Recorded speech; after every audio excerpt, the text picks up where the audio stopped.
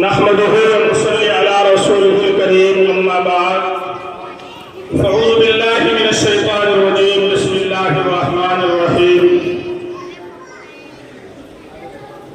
कुल हुवल्लाहु अहद, अल्लाहुस समद, सदक़ल्लाहुल अज़ीम। ए मेरे हमनसी चल कहीं और चल, ए मेरे हमनसी चल कहीं और चल, अब नहीं है हमारा यहाँ कुछ वतन, अब तो कांटों पे भी हमारा हक नहीं, बात फूलों की होती तो सह लेते हम। जब भी चमन को जरूरत पड़ी फूल हमने दिया, गर्दनें भी कटाई, फिर भी कहते हैं हमसे ये अहले चमन, ये चमन है हमारा तुम्हारा नहीं। मेरा ज़ोक़े नजर आजमा लीजिए, फलो बिजली गिराना गिरा लीजिए। मैं निकल आया हूँ घर से यही सोच कर, या तो नजरे नहीं या नजारा नहीं। ए जालिमों अपनी किस्मत पे नाज़ा न हो, ए जालिमों अपनी किस्मत पे नाज़ा न हो। दौर बदलेगा ये वक्त की बात है, वो यकीनन सुनेगा तो आए मेरी, क्या वो तुम्हारा खुदा है हमारा नहीं। मोहतरम सामीईन किराम, आज 15 अगस्त आजादी का दिन है। हम सब जश्न आजादी मनाने के लिए जमा हुए हैं। हमारे बुजुर्गों ने अपने तन मन धन और जानो जिगर की बाजी लगाकर इस मुल्क को अंग्रेज की गुलामी से आजाद कराया है। तब हम इस शान और शौकत के साथ अजीम शान जश्न आजादी मना रहे हैं। मेरे दोस्तों और बुजुर्गों, आज से तकरीबन 200 साल पहले हमारे प्यारे मुल्क हिंदुस्तान पर बड़ी चालबाजी, अय्यारी व मक्कारी के साथ 7 समंदर से आए हुए अंग्रेजों काबिज हो गए थे। हम हिंदुस्तानियों पर अंग्रेज जुल्म सितम किया करते थे। हम अपने मुल्क में और अपनी ही जमीन पर उनके गुलाम थे। हम गुलामी की जंजीर में इस तरह जकड़े हुए थे कि उससे निकलना आसान काम नहीं था। लेकिन जब हिंदुस्तान के रहने वाले तमाम हिंदू, मुसलमान और सिख ईसाई ने मिलकर जद्दोजहद की तो गुलामी की जंजीर को तोड़ने में कामयाब हो गए और आखिरकार हमारा मुल्क 15 अगस्त 1947 को अंग्रेजों के जुल्म और सितम से गुलामी से आजाद हो गया। अब हम हिंदुस्तान आजाद मुल्क के शहरी हैं। चूंकि हमारा मुल्क हिंदुस्तान 15 अगस्त 1947 को आजाद हुआ और इस पर 15 अगस्त में जश्न आजादी मनाते हैं। आब ताब के साथ किया जाता है। इस मुल्क को आजाद करने में हिंदू, मुस्लिम, सिख, ईसाई तमाम लोगों ने बड़ी बड़ी कुर्बानियां दी हैं। और अगर हम कहें कि इस मुल्क की आजादी में मुसलमानों की सबसे बड़ी कुर्बानी है तो ये बात गलत नहीं होगी। लेकिन अफसोस आज हिंदुस्तान के जिस कोने चले जाओ, किसी स्कूल या कॉलेज या यूनिवर्सिटी में चले जाओ तो मुसलमानों का कहीं से कहीं नाम नहीं आता। वहां गांधी का, नेहरू का और झांसी की रानी का नाम आता है।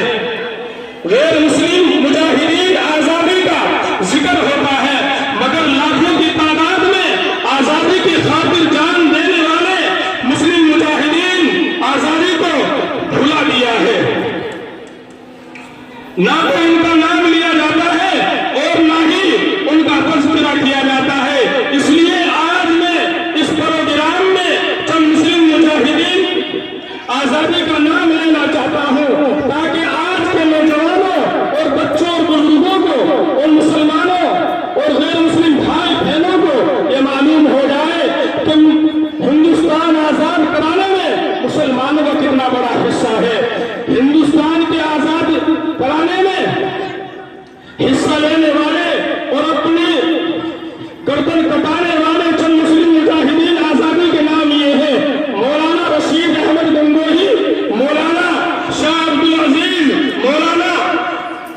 इस्माइल मौलाना रशीद अहमद गंगोही और हज़रत मौलाना हुसैन अहमद मदनी, वो जलील कदर आलिम थे कि अंग्रेज की अदालत में खड़े होकर ये कह दिया कि अंग्रेजों ने कहा कि हुसैन अहमद मदनी, तू कहता है कि अंग्रेज की फौज में भर्ती होना हराम है।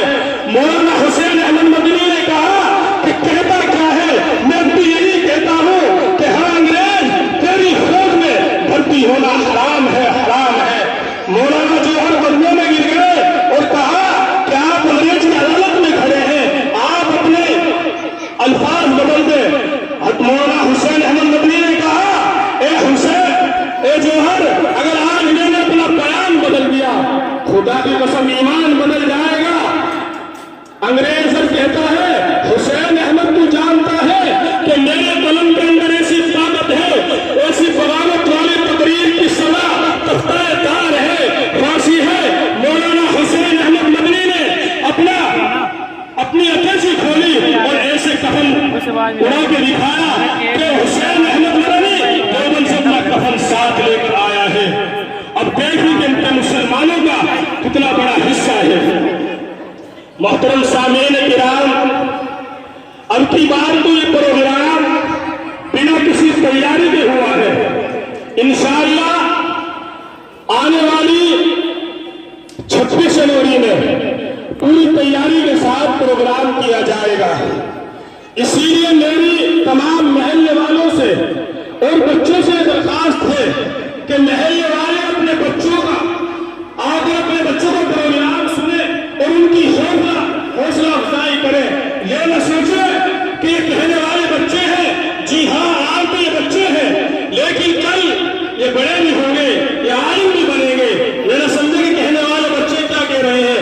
ये छोटे छोटे बच्चे इतनी बेहतरीन बातें बतला गए। अभी एक छोटा सा बच्चा तकरीर कर रहा था जुमे के बारे में। आजकल हमारे बड़े बुजुर्ग भी इस गलती में मुब्तला है कि इधर का खुतबे की अज़ान हो रही है और उधर में नियत बांध लेते हैं। खुतबा 2 रकात के मायन है, क्योंकि हम ज़ोहर में 4 फर्ज पढ़ते हैं और जुमे के पढ़ते हैं 2। खुतबा 2 रकात के मायन है। अगर किसी भाई को ये नहीं पता कि खुतबा 2 रकात के मायन है, वो इस बात को गौर से सुने कि जैसे उसने नियत बांधी, अगर खुतबे की अज़ान शुरू हो गई, अगर उसने 1 रकात पढ़ी तो 2 पूरी करे, और अगर 2 पढ़नी तो 4 को पूरी कर ले। और जब खुतबा शुरू हो जाए तो बोलना बिल्कुल हराम है। खुतबे के दौरान बोलना, अगर कोई बोल भी रहा है उससे चुप करना भी गलत है, उसे चुप भी ना किया जाए। जो खुतबा दे रहा है वो चुप करेगा। अब देखिए छोटे छोटे बच्चे, कोई आपके सामने रोजे के बारे में बतला कर गया, कोई दीन के बारे में बतला कर गया। मेरी दुआ है कि अल्लाह ताला इन तमाम बच्चों के इल्म अमल में तरक्की अता फरमाए।